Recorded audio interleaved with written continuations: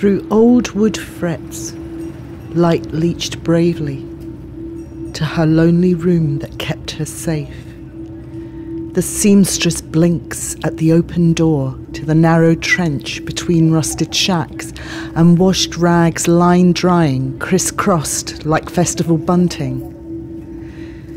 Humidity high as the aroma of drains, she could taste both in the air as she padlocked the door from outside and bolted. Late, no lunch packed, no breakfast eaten. The seamstress runs to punch her card before Big Boss sees and marks it. Late. To stitch vests for the West. She just makes it. It's not a cause, it's a living. Poor for sure at Rana Plaza. At Rana Plaza, the downdraft devoured the voices of 4,000 people falling. The seamstress thought her time had come when the lot came crashing down. She closed her eyes and lightly lay on the softest bed to welcome sleep on a cushion of air, flying free to certain death.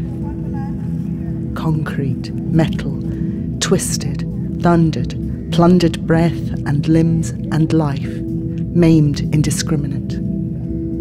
Whiteout first, blackout then. Momentary silence. The earth sighed heavy with loss, and gifts a fraction with pockets of resistance to closing air, fighters for freedom imprisoned in chains of hope at Rana Plaza. A rumbling rises, shouts, screams ring. Swarms of rescuers scramble over treacherous mounds of debris, drowns out muffled dust-filled rasps of buried souls crying out for deliverance. Under the rubble, memories trickled of her short life. The village girl has long gone left, sent means home when she could, merged into the city, spoused, but never settled for his hands again around her slender throat. She'd fight back, but he'd kick her down and drop her to her knees. He'd stop just short of choking her, sobered by the thought that she brought home the mutton and the pennies he stole for firewater, which made his rage boil blood. That last time, with a cigarette of the native kind and painstaking deliberation, repeatedly patterned her exposed skin, pitted like human broidery on glaze. She pushed him out of mind since then. She pushed him out again. She thought of family, home, God. But who would save the seamstress now? Unfound at Rana Plaza. Days came, days went, one after the other. A live one, a dead one, live, dead. No more. Days passed. No matter. There's plenty more. Dirt cheap. 2 for the price of 1. Like the clothes we stand up in. Dependably expendable. A metal pipe glints in the sun. Her harsh breath runs through it. I'm here, she cries. I'm here, he replies. She forced her hand into the light. He holds it, calls for help to make her free again. They dig and cut and overturn the wreckage and free her from her concrete tomb. A blaze of flashes, phones, cameras, confusion reigns as a miracle is reported.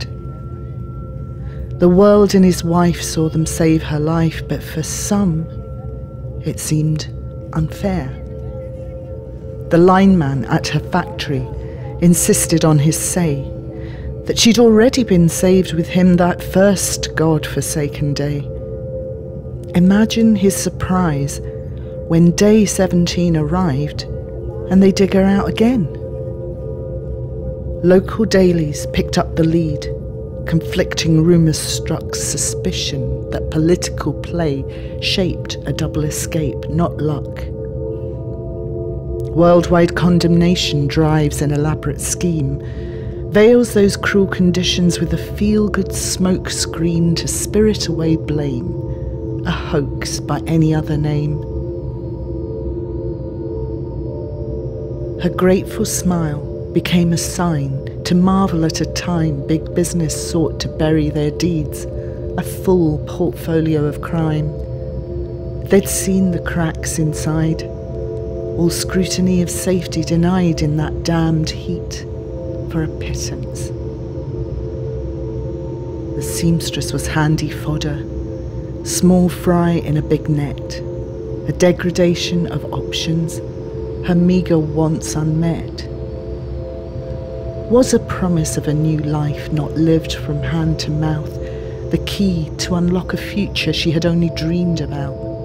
Would you not take the offered hand, or stay hostage to your fate? A lifeline to a drowning girl who can't afford to wait? A poker chip in a global game, a victim of her state? She clawed her way out of that heap, conspiracy or no. Her fame provides no place to hide from terror dreams of death inside that ground zero of industrialist pride. And the wind cried for those 1,129 that died, buried alive at Rana Plaza.